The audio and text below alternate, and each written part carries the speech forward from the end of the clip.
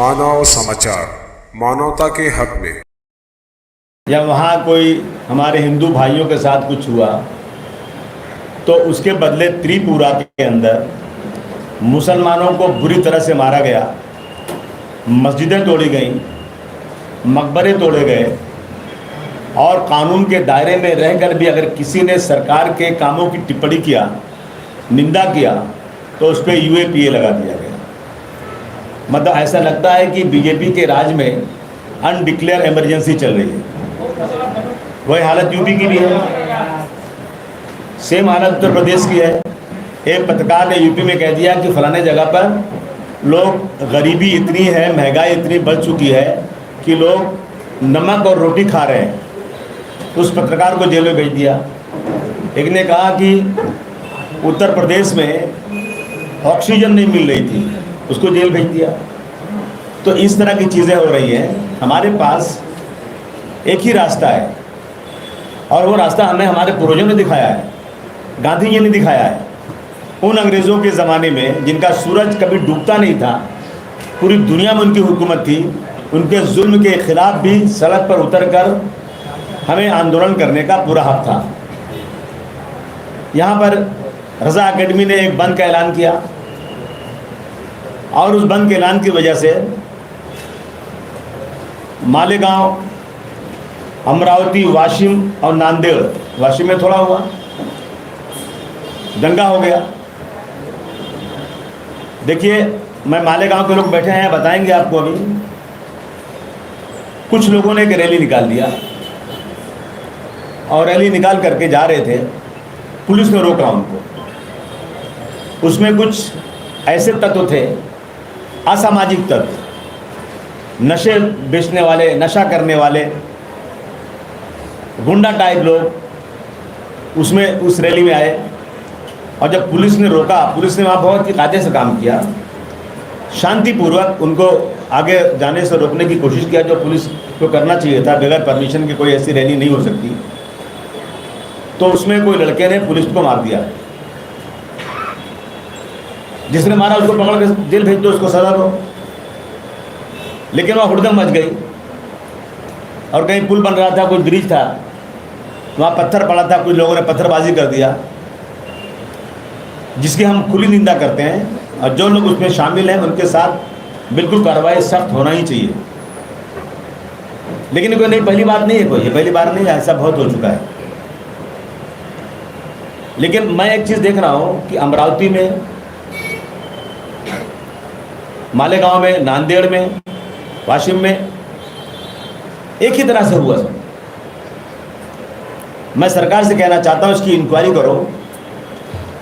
कहीं इसके पीछे वो लोग जो महाराष्ट्र की सरकार को गिराना चाहते हैं, बार बार राज्यपाल की हुकूमत लाना चाहते हैं, राजपूत शासित महाराष्ट्र को करना चाहते हैं, कहीं उनकी साजिश तो नहीं है इसमें मिल करके कुछ लोगों से? क्योंकि मालेगांव में बहुत कायदे शराफत के साथ जुलूस जा रहा था, उसमें ऐसे तत्व आए कैसे? अमरावती में कैसे ऐसे लोग आए? इसकी सख्त इंक्वायरी होना चाहिए। जहां ये दंगा हुआ थोड़ा सा, वहां 2 पुलिस स्टेशन लगता है। एक पुलिस स्टेशन है आयशा नगर पुलिस स्टेशन, दूसरा सिटी पुलिस स्टेशन। एक ही आदमी पर 2 पुलिस स्टेशन में मामला दर्ज हो रहा है, जो नहीं होना चाहिए। हमारी मांग है सरकार से कि ये गलत है।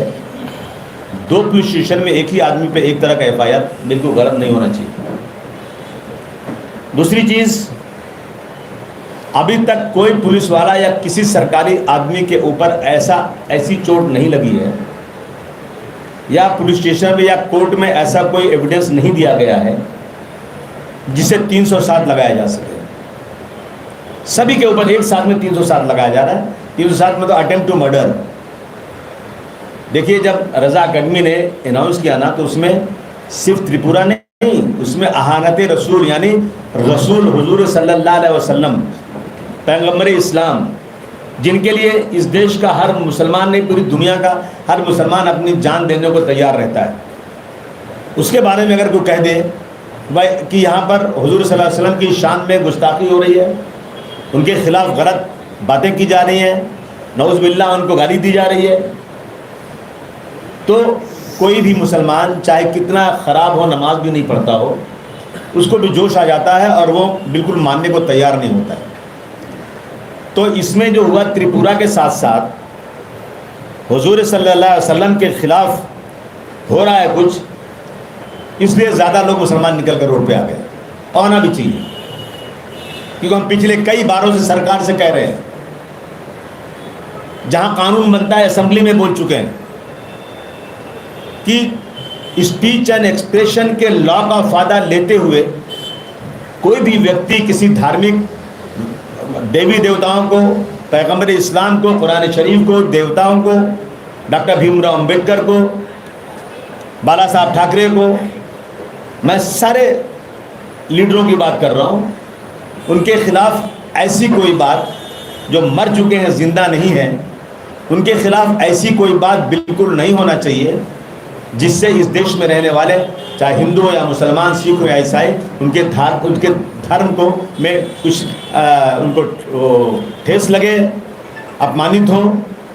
इसके लिए कानून बनाइए, लेकिन सरकार कानून नहीं बना रही है, जिसकी वजह से सिर्फ महाराष्ट्र नहीं, देश के कोने कोने में कई जगहों पर बार बार जब कुछ होता है, बड़ी बड़ी रैलियाँ निकलती हैं, उसमें झगड़े होते हैं, लोग पकड़े जाते हैं, हमारी प्रॉपर्टीज़ का नुकसान होता है। तो मैं सबसे पहले ये मांग करना चाहता हूँ कि अब धर्म के बारे में देश में कभी कोई किसी के धर्म के बारे में, किसी धार्मिक बड़े व्यक्ति के बारे में कोई गलत बात करता है, इंसल्टिंग चीज़ करता है, तो यूएपीए जैसा कानून बनाकर उसको कुछ साल के लिए जेल में डाल देना चाहिए। ये हमारी सबसे बड़ी आज मांग है।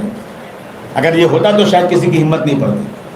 दूसरी चीज़, वहाँ अब तक जो है, कल तक आज भी गिरफ्तारी होगी, सिर्फ मालेगांव में 53 लोग पकड़े जा चुके हैं, जबकि जुलूस में पुलिस के मुताबिक सिर्फ 500 से 600 लोग थे।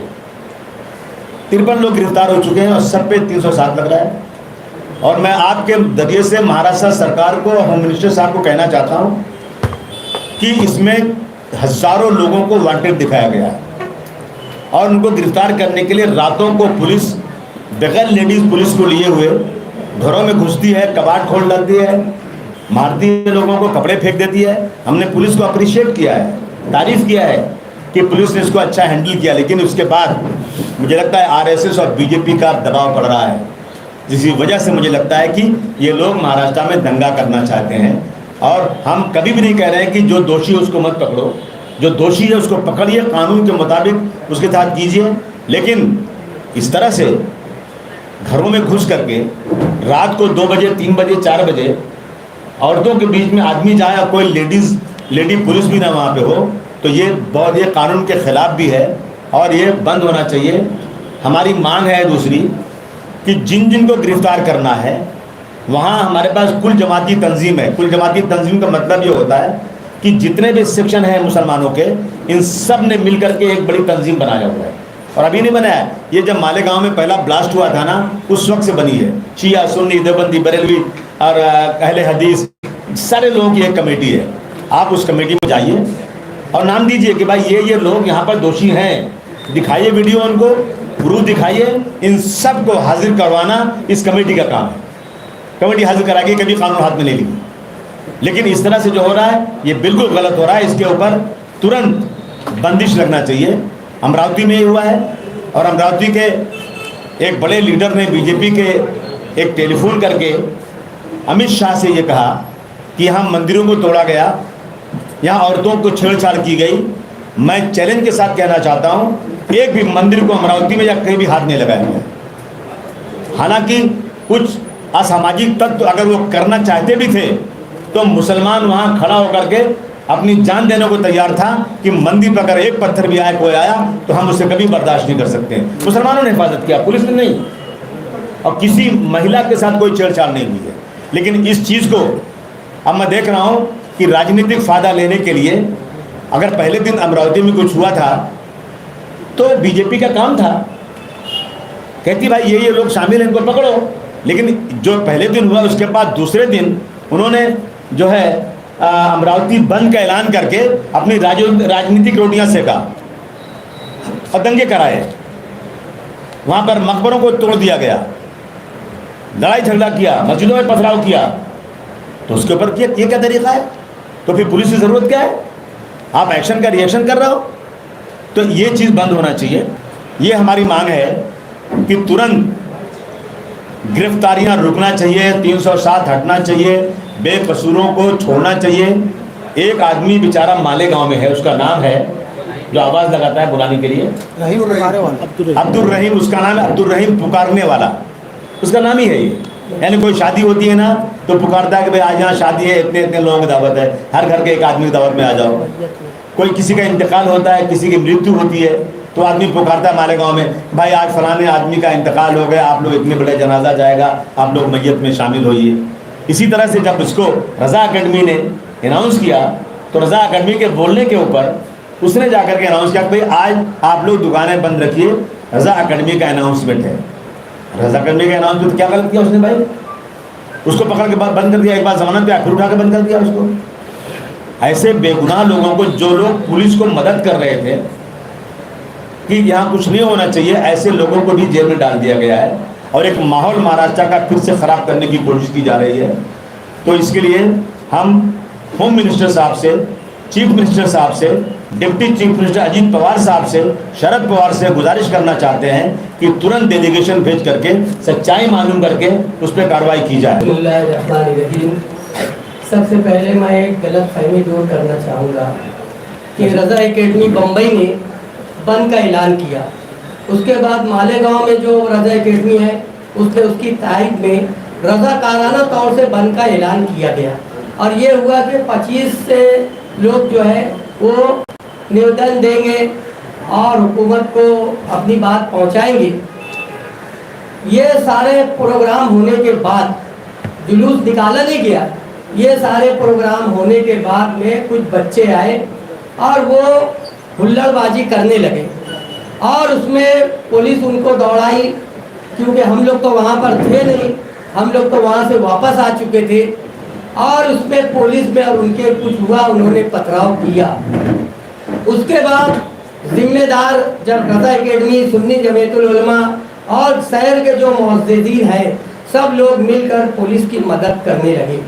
उसके बाद शनिचर के दिन से यानी 13 नवंबर से पुलिस ने जालिमाना अंदाज में पकड़ दकड़ शुरू की और रात के हिस्से में, रात के 4 बजे पुलिस किसी के भी घर में अगर किसी का नाम उनकी लिस्ट में है तो उसके घर में जाते हैं।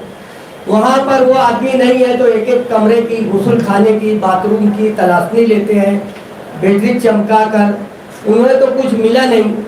हमने पुलिस डिपार्टमेंट के पास अपनी बात रखी। अल्लाह के फजल व करम से मालेगांव में एक ऐसी तंजीम है जिसका नाम कुल जमाती तंजीम है। उसका मकसद ये है कि अगर किसी के साथ नाइंसाफ़ी हो रही है तो उसे इंसाफ दिलाए, किसी के साथ जुल्म हो रहा है तो उसके मजलूम के खिलाफ खड़े रहें, चाहे वो मुसलमान हो, हिंदू हो, सिख हो, ईसाई हो, हर एक की मदद हम लोग करते हैं। आज हमारी इस दुख को सुनकर हमारे देश के एक सच्चे खादिम मोहतरम अबू हासिम आज़मी साहब ने हम लोगों को याद किया। हम लोग यहाँ पहुँचे और उनको सारी सच्चाई बताई। बात दरअसल ये है कि 3 लोगों के ऊपर गिरफ्तारी आई है, जिन्हें 3 कैटेगरी है। एक वो जो बंद का ऐलान किए, दूसरे जो है कि पथराव किए, तीसरा वो शख्स है जो मोबाइल के जरिए या माइक के जरिए आवाम तक अपनी बात पहुंचाए।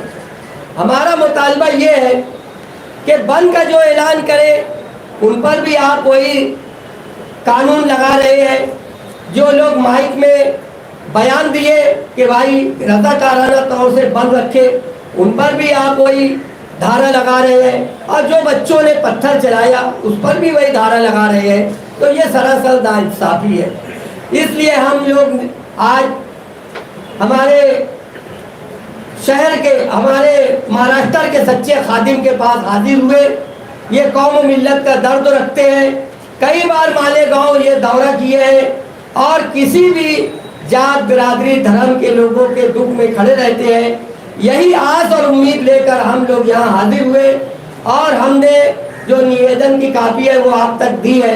हमने वज़ीर आला नायब वजीर वाला राष्ट्र और छगन भुजबल साहब, होम मिनिस्टर साहब और हमारे आउटर के जो दादा भूसे साहब है, सब लोगों को हमने निवेदन दिया है और हमने मांग की है। जैसे अगर कोई पुलिस का आदमी जख्मी है तो फरियादी भी वही है और तहकीक करने वाला, उसके मातहत काम करने वाला शख्स है जो उसके हाथ के नीचे काम कर रहा है। हम बोल रहे हैं कि सरकारी और प्राइवेट डॉक्टरों के जरिए उसकी तहकीक की जाए, ताकि अगर कोई मुजरिम है तो मुजरिमों की हिमायत के लिए हम कभी भी आगे नहीं आएंगे, लेकिन जो मुजरिम नहीं है उनको आप जेल की सलाखों के पीछे डाल रहे हैं, उनके घर पर छापा मार रहे हैं, तो इस तरह की नाइंसाफ़ी ना हो, ये सरासर जुल्म है। इसके लिए हम हुकूमत महाराष्ट्र पर बहुत भरोसा रखते हैं। सिर्फ महाराष्ट्र में नहीं बल्कि भारतवर्ष के कई स्टेट में, त्रिपुरा में जो हुआ उसके खिलाफ लोगों ने आंदोलन किया और वो जो बीजेपी के अध्यक्ष बोल रहे हैं वो गलत बोल रहे हैं। त्रिपुरा में बहुत ज़्यादा जुल्म जाती है। हाँ, हमने देखा ना कई जगह, हमको कई जगह फ़ोटोज़ आए, मिले, दिखाए गए। तो लेकिन अगर हमने त्रिपुरा के में जो कुछ हुआ, चलो माना कि कम हुआ, कुछ हुआ, उसके खिलाफ अगर बंद का ऐलान किया तो इसमें क्या है? हमेशा होता है, कोई नई बात तो है नहीं। और ये तो रोज़ ही हो रहा है देश में। नहीं, हमारे साथ मालेगांव के वकील भी कल आए थे।